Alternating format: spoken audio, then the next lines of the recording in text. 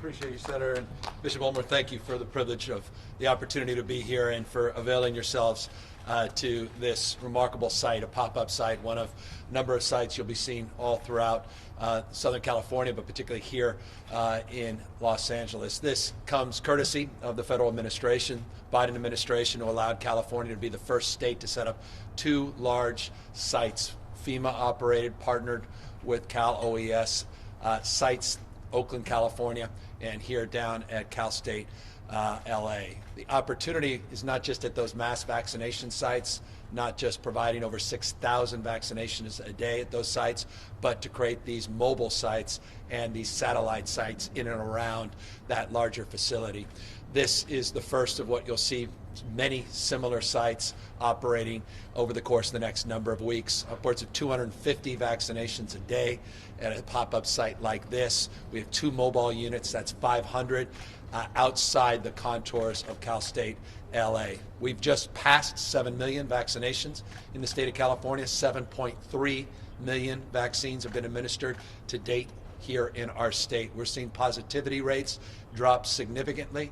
The state positivity rate's down to 3.1%. Put it in perspective, 30 days ago, it was at 9.3%. 30 days, 9.3, down to 3.1. Today, we recorded just over 6,700 cases. A month ago, we had over 20,000 cases. So in all instances, positivity rate, case rates, we're moving in the right direction. We're also moving in the right direction as it relates to hospitalizations. Hospitalizations are down 41% in the last 2 weeks, 39% reduction in the ICUs in the last few weeks. All very encouraging signs. We're building out a system, a supply system that can allow us to administer 4 million vaccinations a week. We're currently averaging 200,000 vaccinations. In fact, as of yesterday, 201,000 vaccinations every single day. We did 1.4 million last week, but I want to put that in perspective. We received less than that from the federal government last week. Our only constraint now, in terms of more vaccines into the community, meeting people where they are, where we are here in Inglewood and elsewhere, is supply limitation, manufactured supply. Obviously, the impacts of this extreme weather have had an impact here in the state of California as it relates to our supply. 702,000 doses were impacted specifically, primarily Moderna doses. Pfizer is a little bit delayed. Moderna's, we're going to be behind a little bit more, but that 702,000 is a point of consideration as it relates to our acceleration of the administration of vaccines over the course of the next week. But nonetheless, we're building out a system, we're building capacity. Only constraint, only limitation is supply. I want to thank the Biden administration not only for the partnership as it relates to these 2 FEMA sites that both went operational on Tuesday and the other additional satellite sites on Thursday. We were up, just as an example, yesterday in Hayward, California, vaccinating our teachers as a priority, utilizing these pop-up and mobile sites. Incidentally, we also committed to 300,000+ doses over the course of the next month for our educators as well, starting with a minimum of 75,000 doses set aside and growing. 10% of all the additional available doses, first doses that is, that come into the state will be set aside for our educators. So we are prioritizing. Our educators have been doing that. 35 counties had previously already been prioritizing the administration of vaccinations to their teachers, including Long Beach, a perfect example, 34 other counties in addition to the work that was being done in that city. But nonetheless, we recognize our responsibility to do more, not only cross tiers, getting our teachers, but focusing on farm workers. We're down at Coachella Valley on an equity coalition and collaborative, focusing on farm workers and pop-up sites in partnership with ranchers and with farm managers. We also are doing the same in Central Valley and in Madera a couple of days ago, in Fresno, doing similar sites through a company called OptumServe, 20 satellite sites, OptumServe. Again, all focus frame on equity, speed, efficiency, focus on delivering not a platitude, but on the promise that we're promoting to do more and better in terms of reaching out to the diverse communities in this state. We put out a dashboard a few weeks ago that aggregated about a week ago that aggregated our capacity in terms of what we have delivered to our diverse communities, and it showed we're falling short, and we got to own that. The reason I'm here is we own that. We recognize our responsibility to do more. We're not doing enough. We need to do significantly more programs like this.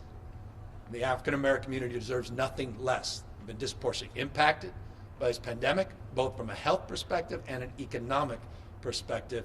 We have to not only save lives, vaccinations save lives, but we got to get people back to work, and we got to get people back into church. We got to get people back into school, and we can safely do that by truly delivering on this promise. So this is a down payment in that perspective, but we have a lot more work to do. So I'm here to communicate that message, sober in our responsibility to do more and do better. And I just want to conclude as I began, and that's to thank the Biden administration, because the FEMA partnership that is here was all about equity.